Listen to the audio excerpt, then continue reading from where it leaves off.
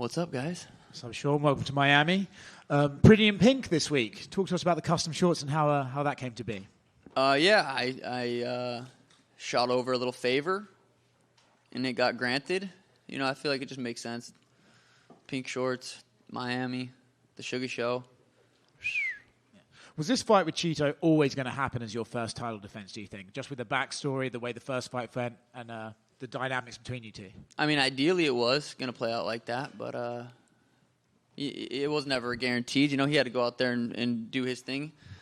He beat Pedro. Same night I knocked out Aljo, and the stars aligned. I think the first fight's an interesting one, right, because of the way it ended. Do you even think that fight should count and can it even offer you anything tactically, or is it just like, hey, that happened, it was a weird one, this is the real fight, this is 5 rounds, this is how it's actually going to be looked at? Yeah, you know, that fight never necessarily bothered me. You know, look where I'm at now. You know, that fight plays out a different way. I win that fight. Maybe the next fight I fight somebody that I wasn't ready for, and, you know, I lose. My career completely plays out different. So, you know, I go out there and put on knocked out Thomas Almeida like 7 times, and it was a beautiful performance. So, you know, grateful for, you know, everything that's happened, and that fight's never really bothered me. But I am excited to, you know, go out there and do what I was about to do in that first fight. You obviously shone out against Aljamain, got the highlight reel KO. They put it online for free for everyone to watch. Do you sort of anticipate you can do something similar here against Cheeto with his style? I mean, I think I could do that to anybody. But every time I get in there, that's not necessarily like, all right, I got to find the knockout. I'm just going in there to win, and, you know, that just happens a lot. Outside of your own sport, there's a guy called Ryan Garcia calling you out. He's also saying a lot of pretty wacky stuff online. I'm not sure what exactly is going on with him. What do you make of his recent Twitter fingers and his attitude towards you? I mean, cocaine's a hell of a drug. I think he's on drugs and he's acting a fool. I feel bad for him more than anything, you know. I know you want this superstar route, right? And there's the MMA boxing crossover always comes up when it talks about superstars in MMA, but for a boxer to actually come to MMA, that would be a new look at that. Does that interest you, or do you think he's kind of just talking a little bit out of character and probably won't be meaning what he says? Cocaine's a hell of a drug. That will never happen. And if it does, I'm here for it. You know, I wouldn't be my fault that fight doesn't happen. So, but yeah, realistically, that'll never happen. Right here. Obviously, a lot of the narrative since your last fight, especially in Cheeto's fights, is, you know, Cheeto starts slow. It takes him a while to get going, and then he gets these late stoppages or anything like that. Do you agree with that assessment, or when you're watching Cheeto fight, is there just something different about him? Like, is he collecting data, as they say? You know, I think him starting slow is why he's kind of able to finish guys later. You know, he's conserving his energy. So, yeah, I mean, it's just everyone has different styles, and that's kind of his style. Talk to me about the pink shorts. How did those come about? Because I know you wanted them, and not everyone gets their, you know, custom shorts so close to fight week. Yeah, I mean, I did a crazy thing going out there knocking out Aljamain Sterling. All I asked for was, you know, can I get some pink shorts, and they made it happen. And your jiu-jitsu coach Augusto was on a podcast earlier, and he said that he wouldn't mind grappling Merab at some point. So what do you think of those words, and how do you think he'd do? I think Merab would last a couple minutes, maybe. Tanquinho would sub him fairly quickly. Here. Speaking of Merab, he's supposed to be the backup for this fight. If Cheeto doesn't make it, are you willing to fight him? 100%. Yeah, 100%. And talk to me about what a win over Cheeto would do for your career, because, you know, that's your only, like, official loss, right? And we see some of the greats like GSP, Avenger losses and stuff like that. What would it do to your legacy to get that one back? Yeah, I don't know. It doesn't feel like it's there in the first place, so just kind of this to me is just another fight. It really is. Yeah, and you've gone back and forth a bit on social media with Ilia Topuria. What'd you make of his knockout win over Volkanovski, and is that a fight that you could see down the line? Beautiful performance. I was there live. It was a cool moment. It was, you know, Ili's a scary little dude, so that fight excites me. Would definitely like to get that fight eventually. Yeah. Obviously, that would involve you moving up to 145. Yeah, I would move up to 145 for that, but I'm a bantamweight, for the next couple of years. So if I did do that, it would be up there. I'd just go up there, knock him out real quick, and then head back down. Thank you. Sean over here. Now that you're about to go on to your first title defense, how do you envision your title reign going like in the UFC? Forever. I don't know. I'm just going with the flow right now. I've learned firsthand when I fought Cheeto the first time, anything can happen. I always knew that, but nothing ever happened to me to where, it was real. Anything can happen. I'm not looking past him, but for fun, you want to say, what happens in the next 5-10 years? I'd love to never lose. So, but, it's going with the flow. And last time out in Boston, the crowd was strongly in your favor. This time out here in Miami, we know there's a huge Hispanic presence. How do you think the crowd will split on Saturday night? Yeah, that's a good question. I guess we'll have to wait and find out. I think it'll be fairly even. And do you see a world where you and Cheeto become friends after all this is settled? I'm not really running low on friends. I got a nice tight circle, so probably, if in another world, we probably would have been buds. But, we're in this world.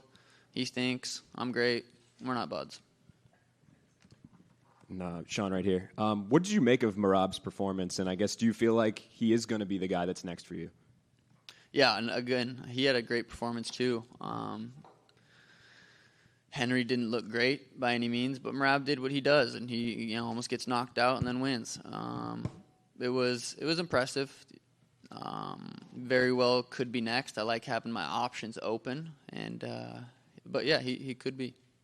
I think a lot of people think he might be one of the more difficult stylistic matchups for you in the division. Do you agree with that, or do you think maybe you don't get enough credit in the grappling department?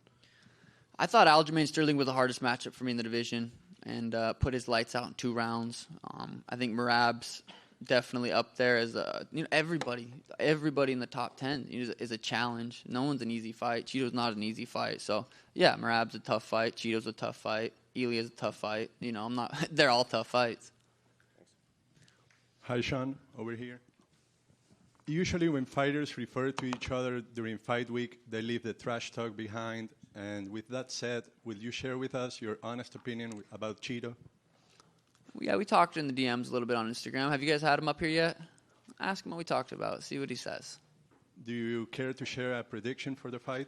Sleep in this man. Here. Sean, you usually don't recognize Cheeto's style and level. However, what got your attention in the fighting he had with Rob Hunt and Dominic Cruz, what do you think you have to take care in your second fight against Cheeto? I think I understood that. Yeah, he gets, Rob was kind of piecing him up. Cheeto was landing the bigger shots and doing way more damage. Dominic Cruz was piecing him up until he got kicked in the lips. So, he's durable. He's very, very tough. He's never been dropped. He's never been subbed. He's never been knocked out. So, I take that away from those fights. He's just very tough. If Cheeto wins you this Saturday in the Casella Center, would you recognize the 2-0? The what? The syrup? 2-0? Oh, 2-0. No, if he would have beat me, he would have beat me once.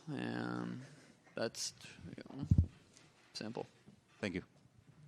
Sean over here, greetings from Ecuador. A lot of people in my country hate you because you put our color, our flag's color in your hair last time. Would you do it again? No, that was karma. That's why my fucking nerve got kicked. I was like, God damn it! I knew I shouldn't have done that. So, no, Okay. So another question. It seems like you are watching just in the future. You are talking about Ryan Garcia. You're talking about Ilia Topuria, but you haven't won this fight yet. What happens if you lose this Saturday? Then I don't get those fights. I've been saying it all week. I don't care to talk about that stuff right now. I'm focused on Cheeto. If I don't go beat Cheeto, none of those fights happen. So I'm focused on Cheeto. I understand you don't appreciate Cheeto very much, but what's the most dangerous thing about him? His durability. He's hard to put away. If you can't put him away, you better be able to go for 25 minutes. So I'm planning on a 25-minute war. Thank you so much. Sean, Will you fight Aljamain Sterling again? Likely or not likely? Very unlikely. And what were your thoughts on Henry Cejudo not retiring after a while? I mean, I don't want to kick him when he's down. He's not doing too good. He didn't look good at all. He's been this. Yeah, I don't know. I wouldn't recommend it, but yeah, it's his life to choose what he does with it. And last one from me. Do you feel like you getting the pink shorts is going to create like a catalyst for all of the other champions to get shorts that they want? Possibly. I mean, I don't see why not. I don't think, it's just the color of the short. I don't think so. I think champs should get it whatever the champs want. So I think maybe start a little trend. Sean, over here. Greetings from Ecuador too. Sean, how do you feel having to defend your title against an opponent that previously beat you, knowing that the first time you were injured? You are ready for this rematch? Yeah, I've been ready for it. Everyone after that fight said, you got to get that rematch. You got to get that rematch. And I said, it'll happen when it's supposed to happen. That fight will come together if it's supposed to. I never lost sleep over that fight. I never thought, I got to get that one back. That just stings me. It happened. My career's played out beautifully. Here we are. Yeah, I'm ready for the rematch. I don't know if you have talked to Chito before this fight. Oh, yeah, I did. We talked in the DMs. He's a good family man. Just ask him what we talked about and see if he tells you guys. Yep. See you guys.